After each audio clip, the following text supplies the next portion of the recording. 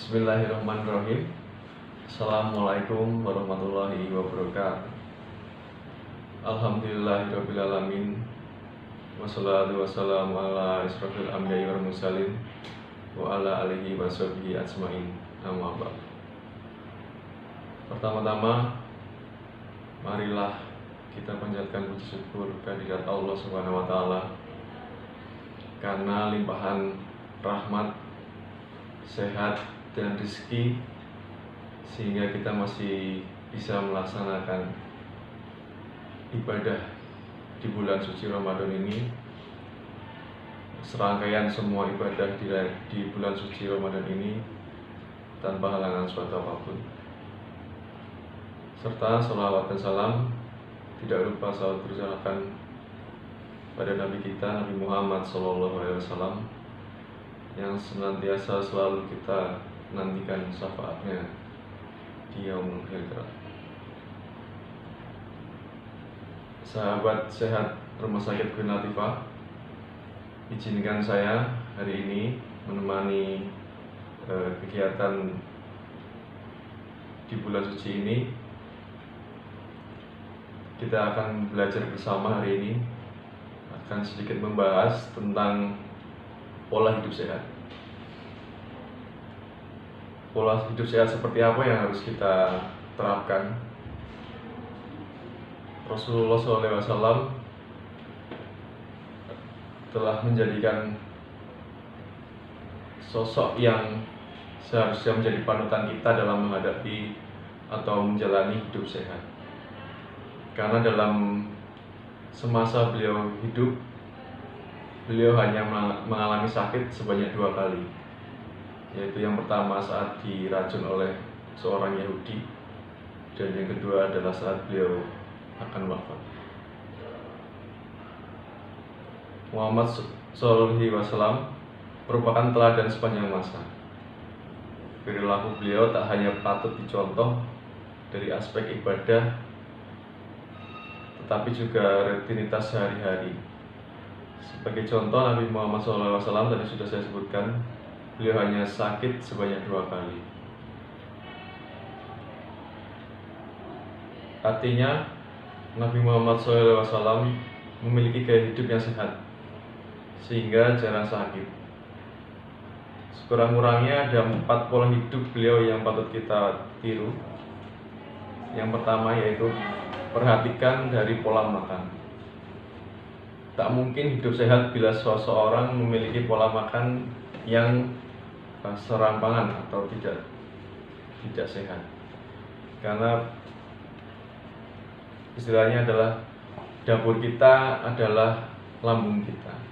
Atau sekarang mungkin lebih ke makanan yang kita makan adalah lambung kita. Dalam Islam, setiap orang yang beriman tak hanya diwajibkan untuk mengkonsumsi yang halal, tapi juga yang thayyibah atau yang baik. Diingatkan dalam firman Allah dalam surat Al-Baqarah ayat 168, yang artinya, wahai manusia, makanlah dari makanan yang halal dan baik yang terdapat di bumi, dan janganlah kamu mengikuti langkah-langkah setan. Sesungguhnya setan itu musuh yang nyata bagimu.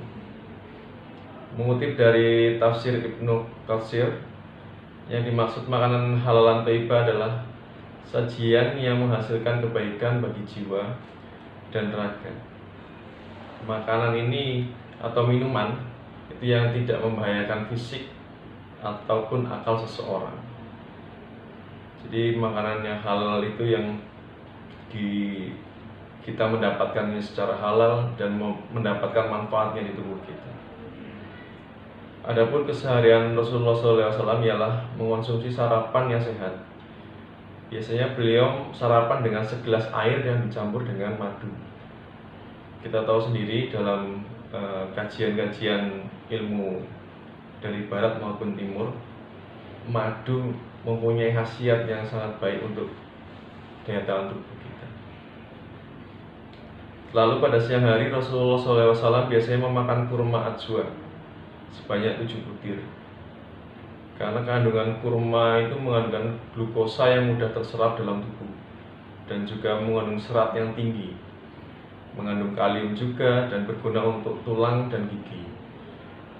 Lalu sore hari Nabi Muhammad SAW mengonsumsi roti yang dicampur air cuka atau minyak zaitun.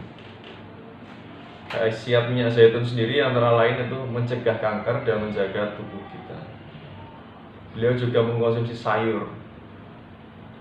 Dan malam hari Rasulullah tidak langsung tidur sesudah makan. Karena ini penting karena proses kita masuk makanan, dikonsumsi kita makan sampai dengan selesai dicerna itu butuh waktu sekitar 2-3 jam. Artinya setelah kita makan dalam waktu 2-3 jam disarankan untuk tidak langsung tidur, supaya tidak hanya tidur sebagai mata yang terpejam, tapi juga organ-organ kita juga diistirahatkan. Karena seharian sudah melakukan metabolisme yang berat, sehingga malam hari jangan sampai terbebani lagi oleh makanan yang tertumpuk sebelum terproses oleh tubuh. Dalam hadis riwayat Ahmad disebutkan, tiada tempat yang manusia isi yang lebih buruk ketimbang perut.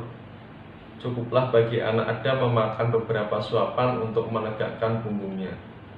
Namun, jika ia harus melebihinya, maka hendaknya sepertiga diisi oleh perutnya diisi makanan, sepertiga minuman, dan sepertiga lagi untuk bernafas. Lalu pola hidup lain yang selain dari pola makanan, yaitu adalah yang kedua, ada olahraga yang secara teratur. Nabi Muhammad SAW sangat gemar berolahraga. Satunya ada memanah, berkuda, dan berenang.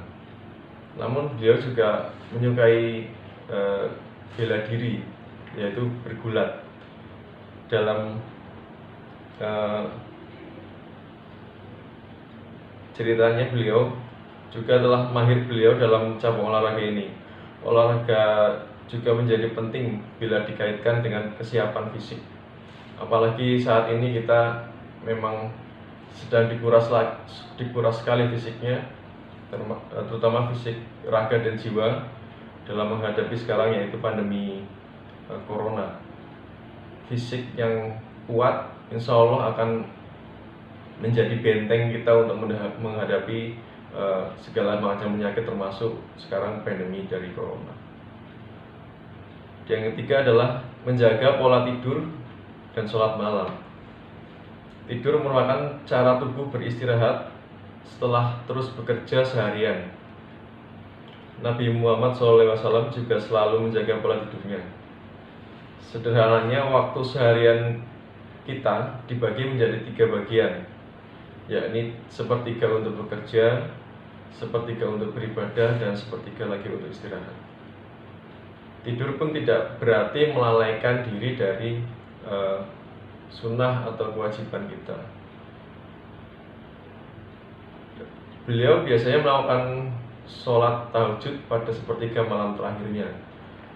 Pada pakar kesehatan mulai menemukan khasiat sholat tahajud untuk kebugaran tubuh sekitar jam 3 dini hari.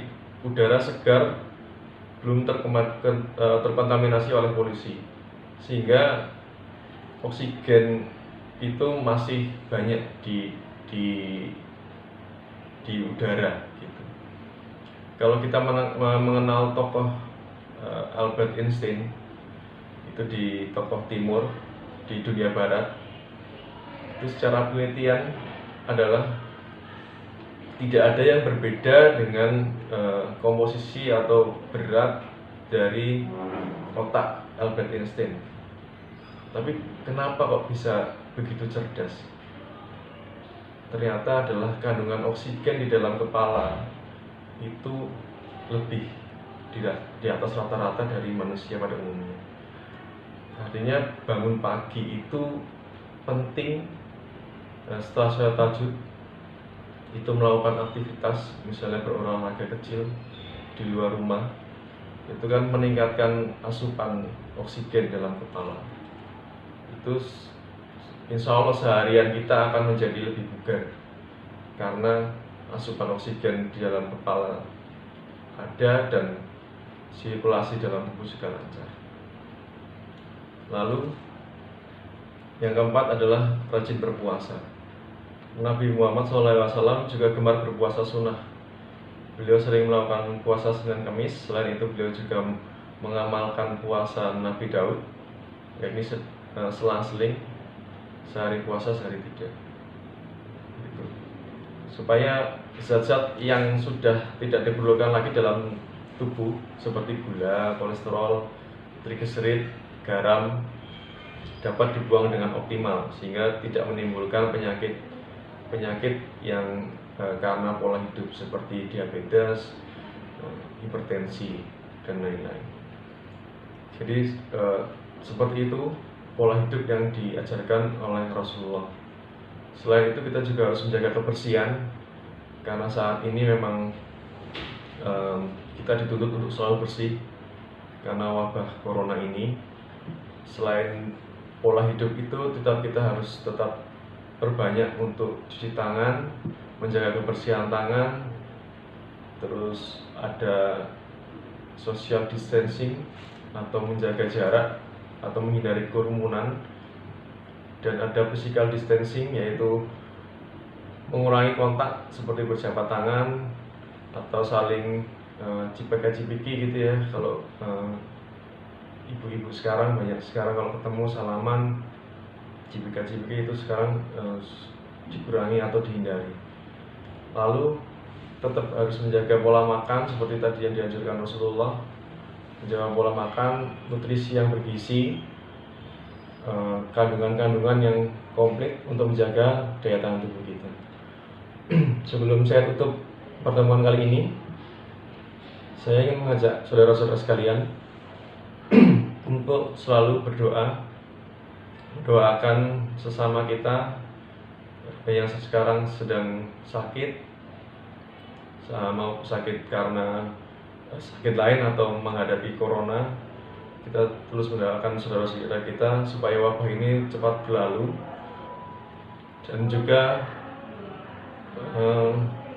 untuk saudara-saudara kita, keluarga kita, teman sejawat kita yang terus berjuang, dan untuk saudara-saudara kita yang telah mendahului kita karena menghadapi virus ini, semoga amal ibadahnya terima sisi Allah Subhanahu wa taala. Keluarga yang ditinggalkan terlalu tabah, karena insya Allah mereka berjuang di jalan Allah, jihad fisabilillah. Untuk akhir kata, sebelum kita tutup, mari kita baca hamdalah bersama. Alhamdulillahirrahmanirrahim.